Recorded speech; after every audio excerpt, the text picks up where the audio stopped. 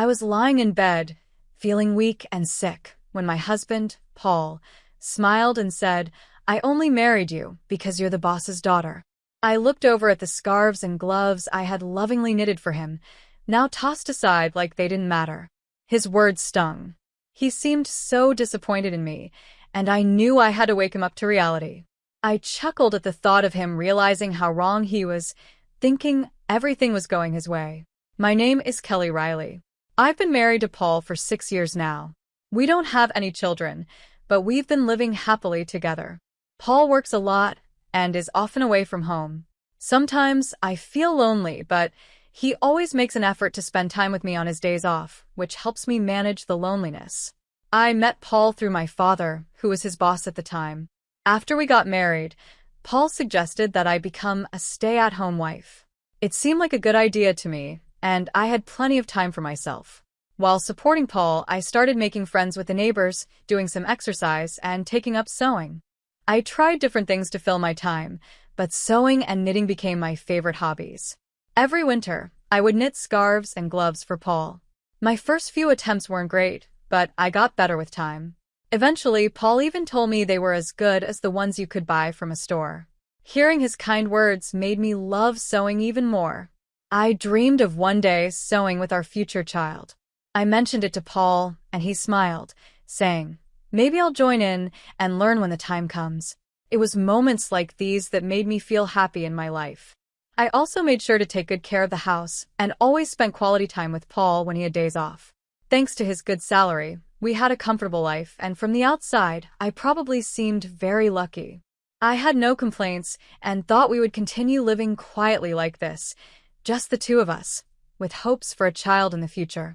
But about 3 years ago, things started to change. One evening, I was waiting for Paul to come home, as I always did. Suddenly, I felt dizzy and collapsed. Paul had just returned from work and rushed me to the hospital. When I woke up, I found myself lying in a hospital bed. From the conversation between Paul and the doctor, I learned that my condition wasn't minor and would be something I'd have to deal with for the rest of my life. Thankfully, it wasn't life-threatening, but the doctor warned that it could happen again. They recommended I stay in the hospital until I was a bit stronger. Seeing that I was worried, Paul reassured me, "It looks like you'll be in the hospital for a while, but it's okay. I'll come visit whenever I have time off from work. We'll get through this together." He held my hand as he spoke, and his words eased my fear. With my supportive husband by my side, I believed that everything would be fine, even though there wasn't any real reason to think that. True to his word, Paul visited me almost every day after that. He held my hand, asked me how I was feeling, and tried to keep my spirits up. When I told him the hospital days felt long and boring, he brought me my favorite sewing tools. We would sit together, sewing and chatting about little things that happened during the day. Teaching my clumsy husband how to sew was especially fun, and it made me forget the boredom for a while. These happy moments in the hospital went on for about a year. Last winter, I made him another scarf as part of our yearly tradition. But after that, I noticed Paul started visiting less and less. Now, if he showed up once every few weeks, I considered myself lucky. At first, I thought he was just swamped with work, so I kept myself busy with sewing. I even started making a pair of gloves to surprise him the next time he came. The doctor told me I might be able to go home by the end of the year, so I planned to give Paul the gloves as a gift when I was discharged. I put all my love and effort into making those gloves, hoping they would help bridge the time we had been apart. But when Paul finally came to visit after a long absence, his reaction crushed me. I handed him the gloves, and instead of being happy, he looked at them with cold eyes and said, "Are you still making these? They're just becoming a nuisance now." Then, without a second thought, he handed me the scarf I had knitted for him last year, along with divorce papers. The scarf looked untouched, like he had never even worn it. "Has it been 3 years since you've been in the hospital? I heard you'll be discharged soon, but I can't keep taking care of you," he said. "We should get a divorce."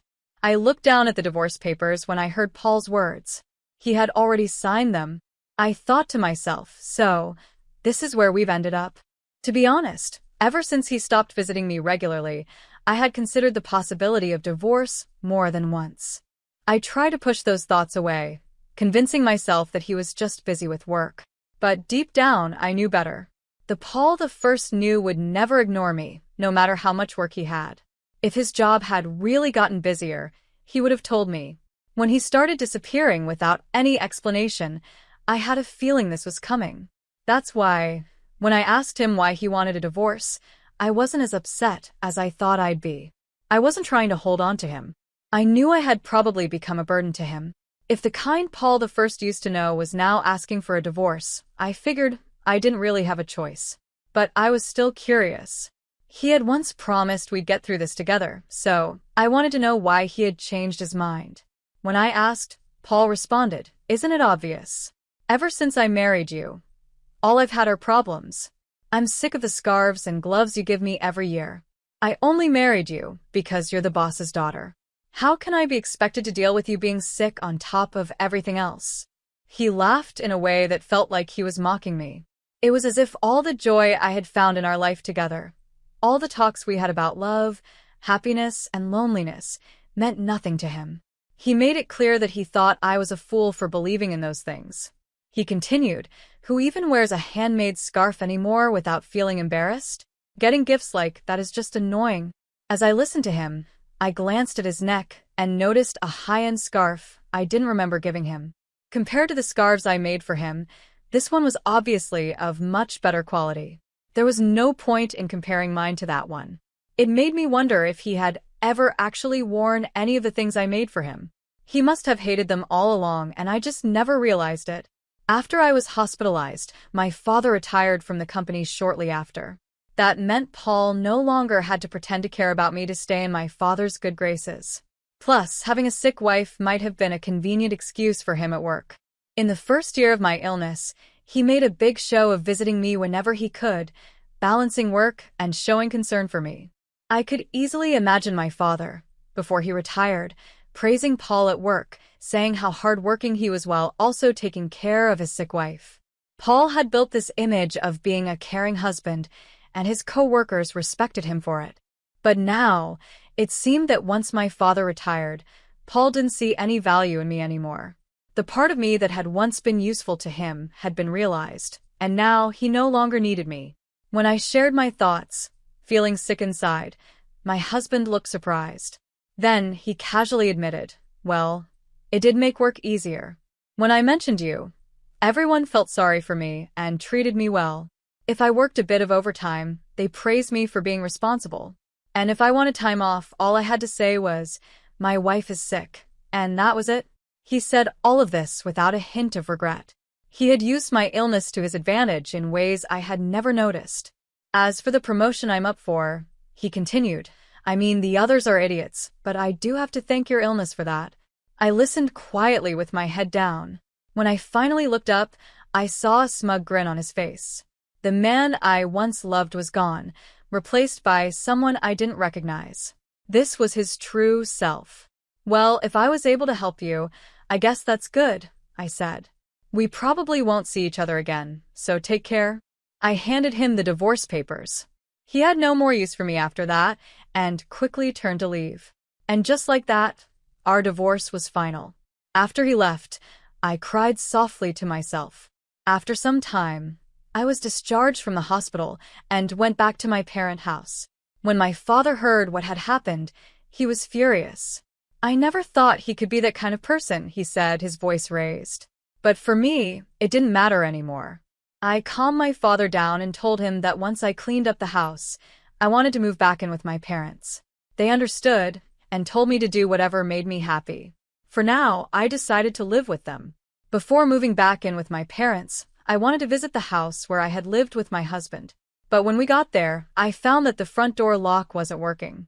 My parents and I exchanged confused looks and decided to ring the doorbell.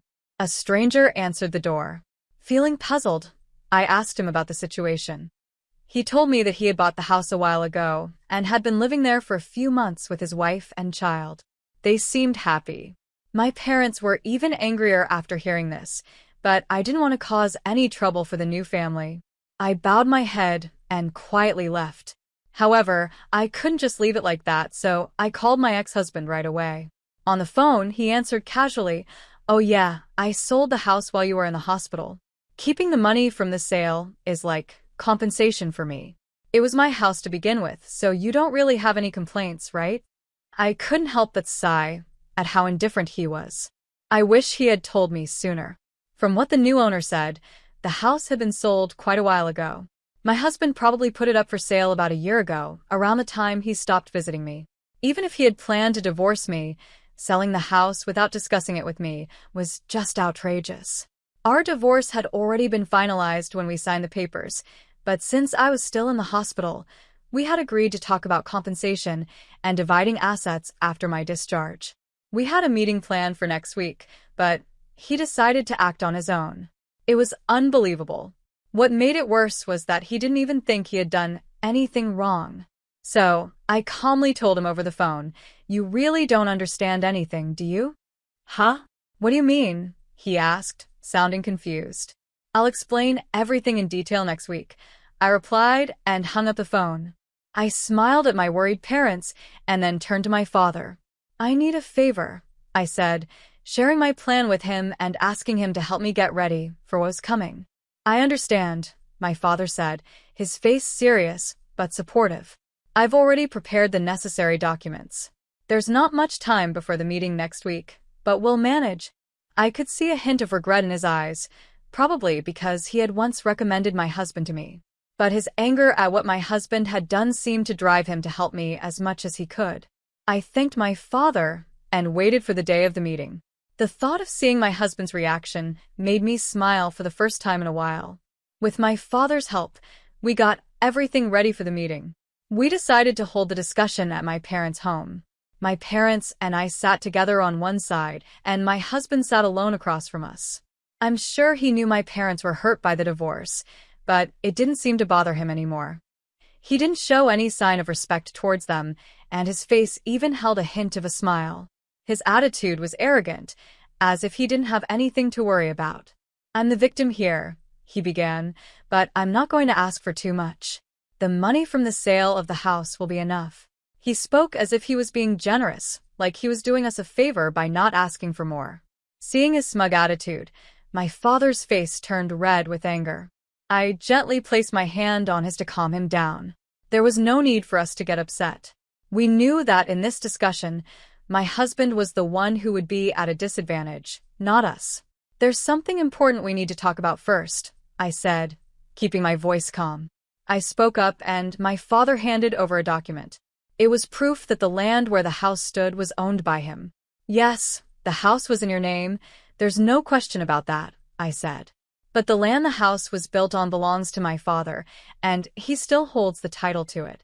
That's clear from this document, right?" My husband's expression changed slightly, his brow furrowing. "So what?" he replied. "The house was mine. No one has the right to complain. Do you think you can get back at me with that?" He chuckled, as if he found the whole situation ridiculous. I continued calmly. "It's true that the house was in your name, and legally, you could sell it. I'm sure you checked all of this before you sold the house, and there's no legal issue with your actions." My husband seemed confident, knowing there was no problem from a legal standpoint. "However," I said, "for the family who bought the house, this is a big issue. You sold the house, but since we still own the land, my father can charge them rent. That would definitely cause them trouble, don't you think? The situation isn't what they were led to believe." I paused before continuing. "Now, neither my father nor I intend to charge them rent or make them leave. But we also don't plan on just giving away the rights to our land for nothing. In that case, we would sell the land to the family. We wouldn't demand monthly rent, but it would be a problem for us if they didn't buy the land. My father gifted that land to us to live on, not for it to be handed over to strangers." I added, "And if they don't buy it, the family could sue you." As I said, the deal wasn't what they expected. Can you imagine their frustration? They thought they were buying their dream home, only to find out the land isn't theirs, and they now have more expenses. After we obtained proof of my father's ownership of the land, we went straight to the new family and explained the situation. Thankfully, they understood and agreed that if there was any trouble, it was the seller's responsibility. If things didn't go well with the negotiations, they made it clear they would sue my husband. When I saw my husband's face turn pale, I knew he finally understood the gravity of the situation. He realized that no matter what, this was going to cost him a lot of money because of his mistake. In a trembling voice, he asked, "What should I do then?" I smiled and calmly responded, "The family can buy the land from us, making them the full owners of both the house and the land. Then you would have to cover the cost of the land. This way, everything can be settled smoothly, and there would be no need for the family to sue you. Once they own both the house and the land, all the issues will be resolved. However, since they weren't informed about the land price when they bought the house, they will likely make you pay for it. That's not their problem to deal with, it's yours. The real issue is that the land is in a prime location, and its value could be higher than what you sold the house for.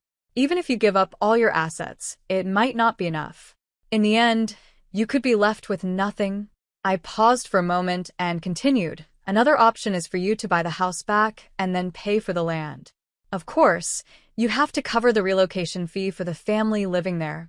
This would give you back both the house and the land, and you could try selling them again, maybe making some money. But after paying for everything, you probably won't end up with much, if anything at all. Whichever option you choose, you'll be at a loss," I added. "And let's not forget about alimony. Your actions have caused me a lot of mental distress, and I plan to ask for compensation for that. Keep that in mind." All this time, Paul had used me as a tool to help his career.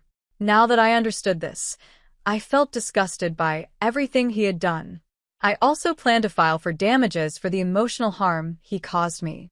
Even though it might be hard to prove and I might not win, bringing up these issues was important, especially considering the situation he's in now. Paul, now cornered, didn't seem to have the ability to fully process what was happening. It looked like all these things could become his reality soon. My father, seeing the opportunity, added, "Even though I'm retired, I still have many connections at the company. I've been talking to some of my old colleagues, and they've told me what you've been saying about my daughter and how you've treated her.